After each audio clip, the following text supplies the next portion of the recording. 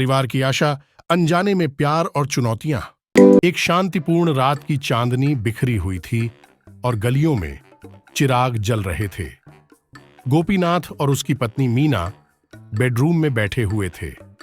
उनके चेहरे पर गहरा चिंतामय भाव छाया हुआ था। गोपीनाथ, मैं बहुत परेशान हूँ। हमारा बेटा काम पर जा रहा है, लेकिन उसकी पत्नी ने उसे फोन भी नहीं किया। बेटा, अजय को तुम्हें फोन करना चाहिए था। यह आचरण सही नहीं है। हाँ, लेकिन मैंने उसे कहा था कि वह हर हफ्ते हमें एक बार फोन करेगा, लेकिन उसने कभी फोन नहीं किया। गोपीनाथ की बेचैनी बढ़ रही थी। वह अपने बेटे के लिए चिंतित थे। मीना, क्या तुमने आज जो काम किया है वह क्या है? तुम्हें मुझसे कुछ छुपाने की कोई जरूरत नहीं है। कुछ भी नहीं गोपीनाथ, मैं सिर्फ अपने काम में व्यस्त थी। तुम जानती हो, मुझे ज्यादा चिंता हो रही है। मैं चिंता कर रहा हूं कि अजय की पत्नी कहाँ है और क्या हो रहा है। गोपीनाथ, हमें अपने बेटे की चिंता करनी चाहिए, न कि उसकी पत्नी की। तुम बिल्कुल सही कह रही हो मीना। मैं बस चिंतित हूं कि कुछ गलत न हो।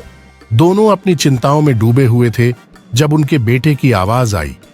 मम्मी, पापा, मुझे माफ कर दो। मैं और अनीता की शादी हो गई है। गोपीनाथ और मीना के चेहरे पर हैरानी का अभिव्यक्ति था। क्या शादी? और तुमने हमें बताया क्यों नहीं? मैंने सोचा कि आप और मम्मी खुश होंगे। अनीता बहुत ही अच्छी है। तुमने हमें यह बात बताई क्यों नहीं बेटा? हमें इसकी कोई जानकारी नहीं थी। माफ कर दो मम्मी, मैंने सोचा कि आपको पसंद आएगा। गोपीनाथ और मीना की चिंता बढ़ती जा रही थी। उन्हें अपने बेटे के इस अचानक कदम से आश्चर्य और नाराजगी थी। अजय, तुम्हें यह बात हमें पहले ही बतानी चाहिए थी। हम तुम्हें अच्छे से समझते हैं, लेकिन यह छुपाना अच्छा नहीं था। माफ करो पापा, मैं गलती से किया। अब तो सच्चाई सामने आ गई है।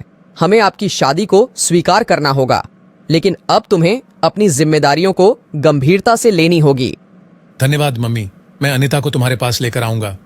हम अनीता को बधाई देते हैं। हाँ बेटा, तुम्हारा भविष्य सफल हो।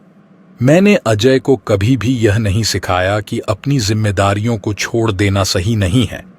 हाँ, हमें अजय को सही मार्ग पर लाना होगा। गोपीनाथ और मीना ने अपनी बातचीत के बाद सोचा कि उन्हें अपने बेटे की भविष्य के लिए काम करना होगा। उन्होंने अपनी चिंताओं को साझा किया और एक दूसरे का साथ दिया।